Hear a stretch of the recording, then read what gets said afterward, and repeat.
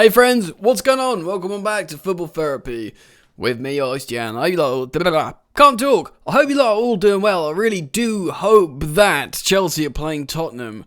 Ooh, yeah, we are in the Premier League, a big London derby. Tottenham recently drew to run in the Europa Conference League. Banana skin for Thomas Tuchel's champions of Europe? Possibly. We're going to talk about that game. Also, we're going to talk about Saul Niguez a little bit. Of course, a talking point at the moment because his debut at Chelsea was pretty catastrophic. Ultimately didn't cost Chelsea in a game where we won 3-0 in the end. But people are wondering, when's he going to come back? I did speculate he would start against Zenit in the Champions League at home against a side that wasn't going to press that much. And they didn't really press that much, so it might have been alright. Turns out that was a difficult game, so perhaps Jorginho and Kovacic wasn't the worst thing in the world. When are we going to see Saul Niguez play? I want to talk about his comments about his debut, as well as, I guess we could speculate when he's ever going to play again. And you could sort of say the same about Timo Werner at this point, and Ben Chilwell, my word. Guys, please do consider dropping a like to show your support here on Football Therapy. Means a lot. Let's see if we can get 3,000 likes. #target. Oh my god, I sound like a YouTuber. Also feel free to follow me on Instagram. At Football Yannick. You can see this beautiful visage, French for face, on my Instagram page. We are going to build a lineup for Tottenham as well. That's going to be fun, and talk our way through the game. But first of all, before we talk about what Tuchel said about injuries and Tottenham and stuff, let's talk about Saul. I'm really sorry, I'm referencing the Daily Mail here. Something that I don't like to do, but hey, it's a website that's showing what he said. Don't worry about your debut. Mine was much worse. Chelsea's new boy, Saul Niguez, reveals Thiago Silva has been comforting him over his troubled start against Aston Villa. Okay, so I'm not really going to cite this much. This basically is reaffirming something that we hopefully thought was the case. Basically, Saul went on Fabrizio Romano's Twitch stream, his Twitch channel, and spoke about his, move to Chelsea and his poor performance. Saul said, after my poor performance in the first match, his words, by the way, oh god, what am I clicking here? His words saying poor performance. Thiago Silva in particular supported me a lot. He said, my first game with Chelsea was much worse. Believe me, and don't worry, he said. Of course, Thiago Silva, he was at fault for the 3-3 draw. Did he get sent off, Thiago Silva? I can't remember. I know he was at fault for one of the goals. I can't remember. Anyway, look, man, it was an interesting stream with Fabrizio Romano. He also spoke about how he didn't know he was signing for Chelsea for a long time. And he and his friend was using Fabrizio Romano's Twitter feed to find out whether he was signing for Chelsea. That's how mental things are. When you can't keep up, your own agent can't keep up. You're looking to Fabrizio Romano for updates rather than your own agent to see if Chelsea have made the bid for you. I thought that was pretty funny, man. But he has signed for Chelsea. When does he play again? That's the question. Or does he come off the bench? But to be honest, as things stand, while we're playing these high-profile games, which pretty much all the games are high-profile at the moment, certainly Chelsea versus Tottenham, and Thomas Tuchel has confirmed in his press conference that N'Golo Kante is fit again, fully fit. He said Christian Pulisic has started training by himself, so he can reintegrate with the group. But with Kante, he's good to go. He's fully cooked. He's ready. He's so that's really promising. And Tuchel himself has spoken about it before, how he likes to use a midfielder as a substitution. So generally, either Kovacic, Jorginho, and Kante will all play most games. When will Saul play again? Is it going to be the cup game against Aston Villa? He just played really badly against Aston Villa. That was the team that exposed him. And that's the kind of game that you think he might play in again. But I guess not, because it's Aston Villa. It does raise an eyebrow, doesn't it? He is an excellent player. He's a widely recognised, very talented, all-round player. He's got lots of good qualities in his locker. And Thomas Tuchel, by his own words, has been fighting for him for years. So at least since PSG. He's wanted him to be in one of his teams. It makes you think, doesn't it? I think he'll probably come off the bench at one point, but then again, if you're trying to use him to see out a game, he needs to settle into the climate of English football. I think you need to put him in some training games behind closed doors and just press the crap out of him and see if he deals with it. Because against Villa, I know they're quite a pressing team sometimes, but still, he did not deal with that. Yeah, anyway, let's talk about Tottenham. We're playing them, of course, on Super Sunday. Tottenham have come off a 2-2 draw with Rennes. Good team, of course. We played them in the Champions League. In the Europa Conference, they could only manage a 2-2 draw. They have 2 days less rest than us as well. It's unconfirmed whether Son will be able to play in this game. Yeah, you'd imagine Kane would play, but he's not been playing great. He's not really been getting much joy. He's yet to score a goal this season, I think. But, you'd imagine there'd be other players. They could easily set up in a three-back system. Remember, it's Nuno who's managing them, who's really, really good at setting up a three-back system. So they might do that to sort of counter Chelsea, play wing-backs. Obviously, they've got Højbjerg in midfield, which is a really good operator. And he's the kind of player that would massively expose the likes of Saul at the moment. Not that Saul's going to play, but let's build our own lineup here on foothead.com. Yep, I'm going with a 3-4-2-1 as opposed to a 3-4-1-2, which we do sometimes play, by the way. Of course, we got to start. I think they should have the updated cards now as well. Yes, they do. What am I doing? Stop that.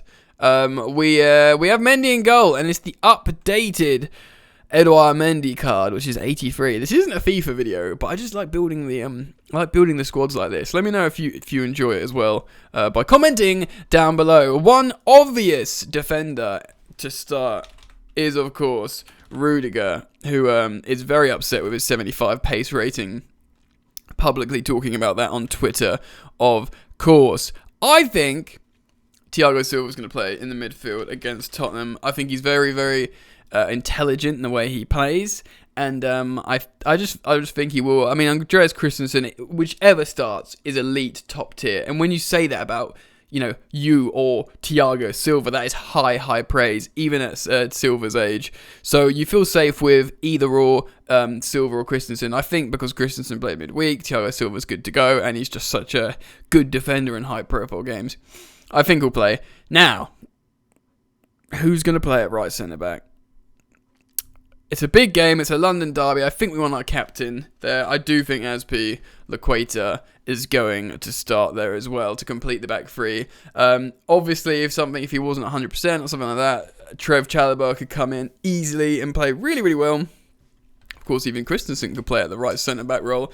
I think Reece James, after his ban, returns to the starting lineup. I don't think it's going to be Callum Hudson-Odoi. I think it's Reece James, and I think he starts. Now, one player that's, I think, obviously going to start, who Tuchel said he's fit and raring to go, is 90 rated, N'Golo Kante. It's Tottenham Hotspur. It's a London derby. Kante starts. He's good to go. He's been rested for this game. Now, who goes next to him? Because Jorginho and Kante were really, really good. I think it probably will be them, but I heard them talk about this on the Straight Out of Cobham podcast, the Athletic podcast, about how it would seem obvious, Jorginho and Kante, but Kovacic is so... I mean, he was always an excellent midfielder. He was always, like, high-quality, excellent midfielder, but... Sorry as I drink my water. He's just, like, evolved even better. He's doing excellent tackles, like slide tackles, interceptions. He's getting assists and goals. But despite all that, I do think we will see Jorginho, because 85 rated, that's decent. Because I think he's just so good at the moment. He's organised. Yes, Kovacic is great at moving up and down more box to box, but I think we'll need Jorginho, and Kante will have the more box to box role in this. So let's move on to left wing back. When will Chilwell get this start? I mean, it's going to be Alonso, isn't it? And Alonso loves playing against Tottenham. It does feel like Chilwell, this would be a great game for him, but I think just because Tuchel is just constantly trusting Alonso at the moment, and I think he's waiting until Chilwell recovers from this mentality problem or something that he spoke about, which is a bit peculiar. Which he spoke about a couple of presses ago, since he returned from the summer not playing with England. He was really down and affected by that, and apparently that affected his application and training. I don't know those weren't his words, but I think there was an inference like that. Anyway, so Alonso's going to start. Fortunately, Alonso has been playing really well. Maybe not amazing the last game or two, but he started the season really well and probably deserves another outing to start. Up front, we are going to have, of course, Romelu Lukaku. Now, Romelu basically starts, right, until he doesn't start, which will be like an Aston Villa Cup game. If it's Champions League and Premier League, it doesn't matter if they're every 3 games. Romelu Lukaku starts. Maybe against Aston Villa, you play Timo Werner. You just start Timo as a striker, or in a double striker with someone. Now, I think, although I don't necessarily think, say, like Alonso is in our best 11 moving forwards for the rest of the season, I think pretty much the rest of this is close. And I think the 2 number 10s behind Romelu Lukaku will be Kai Havertz, who's obviously gone down a rating since he's joined Chelsea, which you won't be how you win the Champions League, you go down a rating, but it's because of the lack of goals and assists. I think FIFA's just that's how FIFA works. And Mason Mount, who's of course gone up a rating. I genuinely think this is the starting front 3 for Thomas Tuchel. If you said to him, I know there's no such thing as like 11 that's always players, because of course it's opponent dependent, it's fatigue dependent, tactics dependent. But if you said to Thomas Tuchel, pick an 11 now to play against an elite opposition, I'm not going to tell you who they are, he'd choose that front 3. I'm pretty sure. It's a shame because Ziyech had an amazing pre-season. It looked like he could be the one this season. But since that shoulder injury, he had a bit of problems. People speculate about how good Werner could be playing with Lukaku, but Thomas Tuchel's not picking him for a reason at the moment. And not that he'd be better than these guys, but Callum Hudson-Odoi, he's got the talent to really, really make a difference in any game, in any football match against any opposition. But that potential and maybes isn't enough to drop you into the starting lineup. But that starting lineup, I think, is going to be pretty bang on. We could potentially see Cesar Azpilicueta at right wing back for extra defence, and of course that would mean Trevor Chalobah starts at right centre back. But that would be the only change.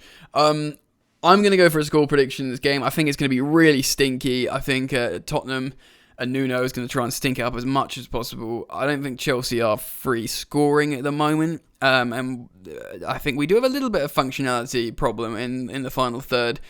But I see a 1-0 Lukaku Chelsea win. Lukaku goal. Digging this out again. Might get only 2 or 3 chances, but he's on flames. Romelu Lukaku, I think, will score one of those chances.